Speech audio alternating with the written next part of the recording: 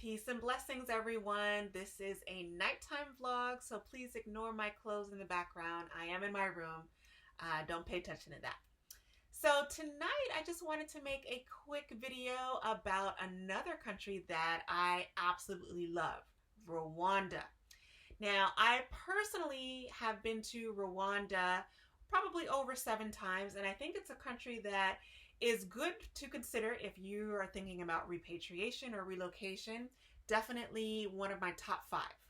So, to get started, I initially arrived in Rwanda about 2 a.m. And even in the darkness, I could see how pristinely clean the city was. It was very readily apparent. In comparison to other African countries, I immediately was impressed about the cleanliness of the city. Now, there is a day every week where the citizens come out and they clean the streets, which I think is very beautiful. It's a wonderful thing, and it definitely shows.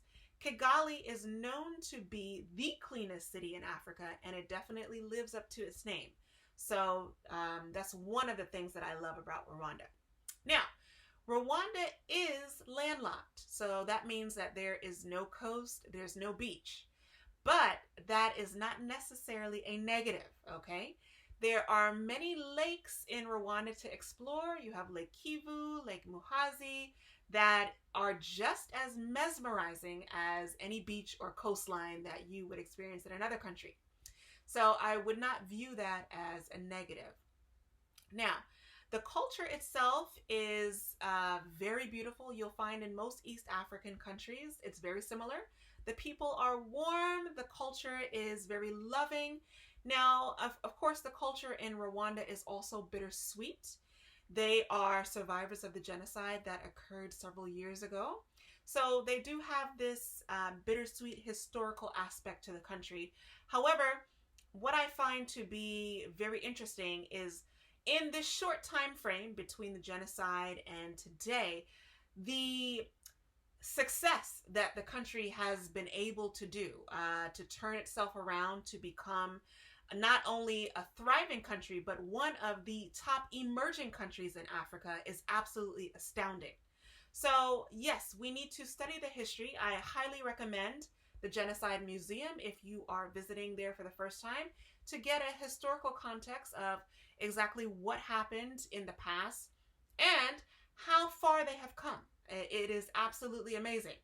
The culture, I think we can learn from any country because what they have been able to do in this short period of time is nothing short of a miracle.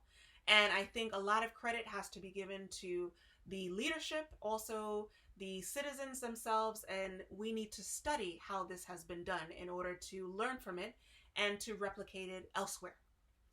Now, in terms of the cost of living, I did pull up a few surveys online here. So Rwanda is roughly 52% lower than the US in terms of the cost of living. Now, the rent is also on average 63% lower than the US. Your monthly rent, if you're looking at 1,000 square feet on average, is going to be $1,000. And your monthly expenses would be roughly $400 to $500 on average. It's just for a single individual. Now, your internet services looks like between $20 and $50. So yes, it's not as cheap as some other African cities or countries. However, definitely not as expensive as the US. So I think that's definitely a major plus. Now, in terms of the visa and permits, now one thing I love about Rwanda is that the U.S. Embassy has issued a 10-year visa to U.S. residents as long as they apply through the D.C. Embassy. You can be issued a 10-year visa to Rwanda, which is remarkable. I think this is a beautiful thing. You can just get that renewed every 10 years. Of course, if you're in the country, there are a lot of other options for you to consider. For permanent residency, they have different classes for the diaspora. If you qualify, they do have a specific category for the diaspora. They have another one for if you're independently wealthy, for example, you can qualify for that. So they are making it much easier for you to settle and reside in their country, which I love, in comparison to other countries where it's not nearly as easy. Okay.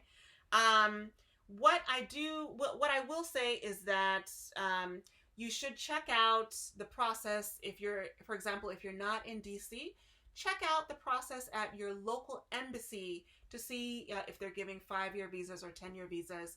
But for the research that I did for my area, the DC area, they do have the 10-year visas, which I like. Now, activities in Rwanda are endless. Of course, it's a beautiful outdoor country, very lush, very green. You can spend all of your day outside and not run out of activities to do. You have the beautiful lakes to visit. You can go on safari. You can visit as many restaurants as you would like. I'm a foodie, so I have been to several restaurants in Rwanda. There is an Indian restaurant there where I almost went back into the kitchen. The food was so good. Every time I go to Rwanda, I must go to this restaurant. They have Asian cuisine. They have a few vegan spots, vegetarian. There are options for everyone. So any type of cuisine that you are looking for, you can find there. And of course, the traditional cuisine also is very delicious. Now, in terms of development, Rwanda certainly is a leg above most other African countries. Their infrastructure is very advanced, so the roads are very clean, they're very developed. Most of them are tarmacked. Now, of course, there are some in the neighborhoods that are not tarmacked, and they're working on those. They have an actual schedule of when those roads will be tarmacked. So there is a lot of development happening, which I love. The internet service is reliable. There's very little interruption with water and electricity. Now, of course, this is within Kigali. So if you are living outside of the city, you may experience a little bit more interruption. However, the infrastructure is quite strong. Now, there are also other developments that are underway. They are building a new airport, as you may know, that is going to be much larger than the one that they have now. And this is going to attract not only new investors to the area, it's going to attract new foreigners, new expatriates. So it is going to do a lot for the country, which I think will be fantastic for Rwanda. Now, I will say one thing to consider when you're thinking about Rwanda is that the weather is usually between, on average, in the nighttime, maybe in the 50s, and to the highest, maybe around 80s, okay? So it's not going to be hot weather that you would find maybe on the West Africa side where the sun is beating on you all day long. So depending on what you like, this may be good for you. It does tend to be a little bit more overcast than some of the other countries. So it's not sunny all the time, especially in the colder seasons and the rainy seasons. But in the summer seasons, yes, there is more sun, but just something to keep in mind. Now, the last thing I will say here, I think I covered everything. I'm just looking at my list here. If you're interested in buying a property later down the line, okay, Rwanda does allow foreigners to buy property, which is a major incentive. So there's no barrier in terms of if you are interested in buying something. And not only that, they make it easy. For example, you can create a business in under a day. They're very well known for making things easy for foreigners. You can register your business, get it up and running. That will then allow you to hopefully get some savings to then buy a property. So all of these things is sort of a domino effect. The country itself is attracting the expatriates back to the country because they realize the benefit of having people come back to the country that can invest and help build the country, which I respect. So the cost of housing, in terms, if I'm comparing it to Kenya, not as cheap, I would say, if you were buying a studio or a one-bedroom, from what I can research online. However, they do have much larger compounds in Rwanda that I think after you sort of take it in consideration, the square footage, it may be just a little bit higher than Kenya, but not significantly higher. So that's the summary of what my thoughts are on this beautiful country. I hope this helped you a little bit, and definitely check it out.